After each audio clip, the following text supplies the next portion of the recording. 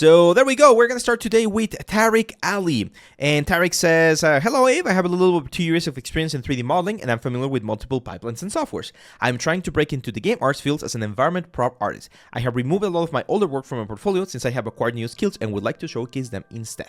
Looking forward to your input. Let's go. Okay. So first thing that I notice here is that even though I appreciate that you took out a lot of the simple stuff, I still see a lot of simple stuff here. Which is not necessarily a bad thing, but we definitely need to increase or push, Tarric, our level of complexity in the kind of stuff that we're doing.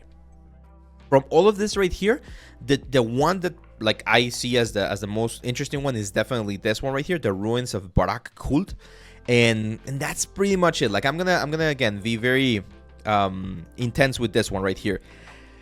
This book right here, I understand what you were going for. But it's such a simple asset, right? It's such a simple asset, and this is not well optimized either. Look at all of the edges that we have right here. I know you're using the, or I believe you're using the outline technique that I showed recently, which is fine, right? For that sort of like a dark, like a border around the element, that's fine.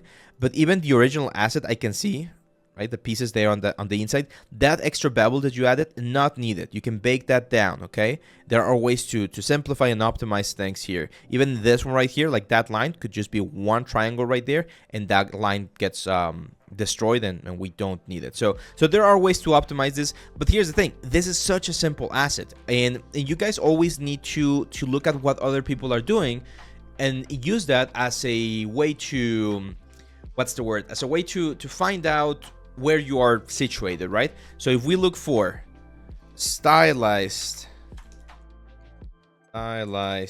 book 3D model, right?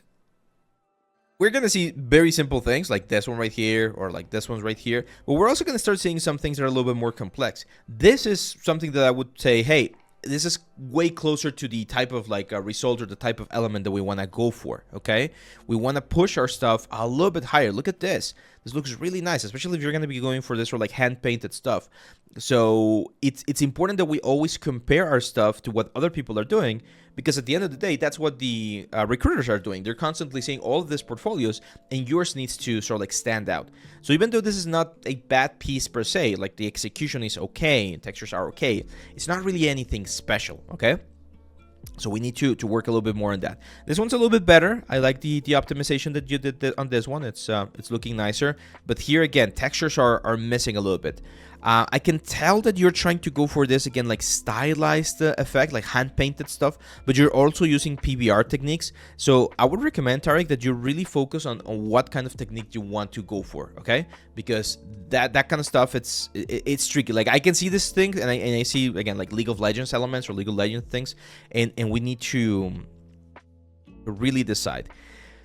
This one also, it's nice. I like the door, the wood looks interesting, but the bricks, not so much. They look very fakeish. I understand what you were going for, which is this sort of like kit creation, which is fine. This is how we do it, but I actually don't think this is optimized, and I'm gonna explain why this is not optimized. If we take a look, yeah, look at this.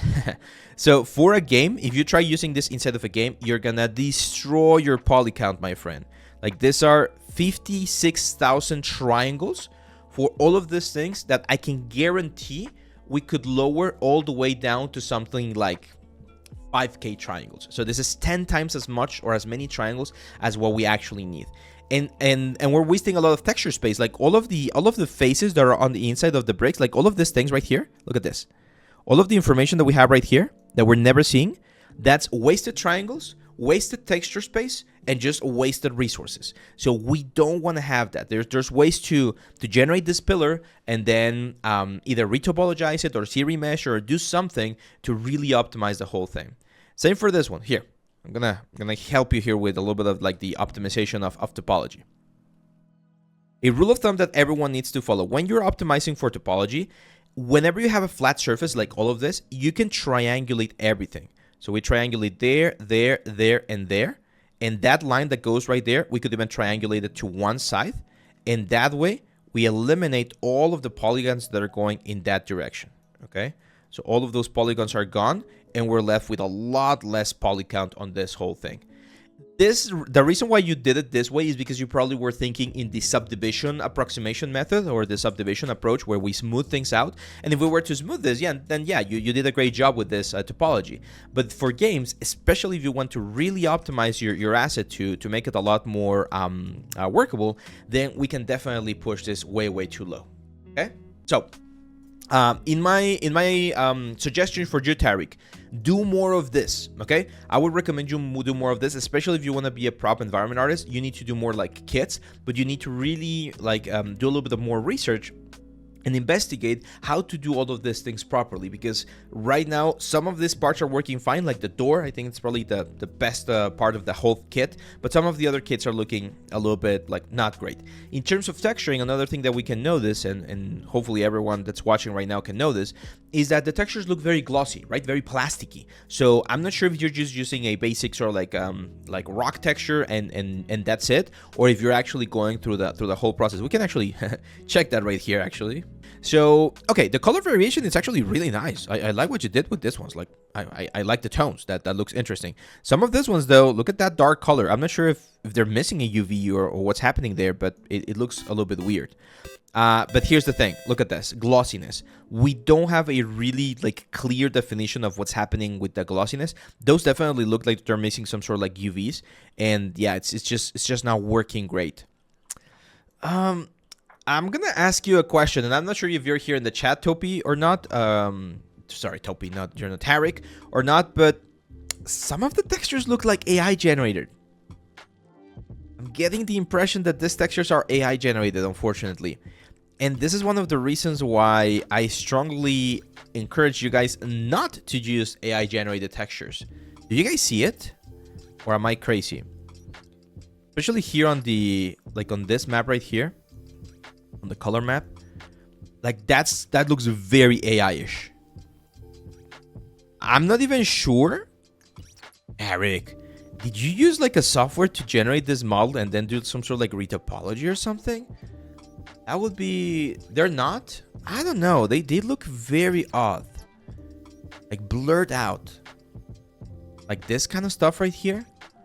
Anyway, might be me, but my point is there are way better like textures in Substance Painter or online, right, in Polyhaven that you can use. That's from Designer and added a stylized filter. Oh, okay. So if you added the stylized filter, maybe tone it down, man. It's definitely blurring it too much, and it's making it a little bit complicated to see. Okay. So that would be my suggestion, Tarric. Do more of this environment stuff. I like what you're doing with those.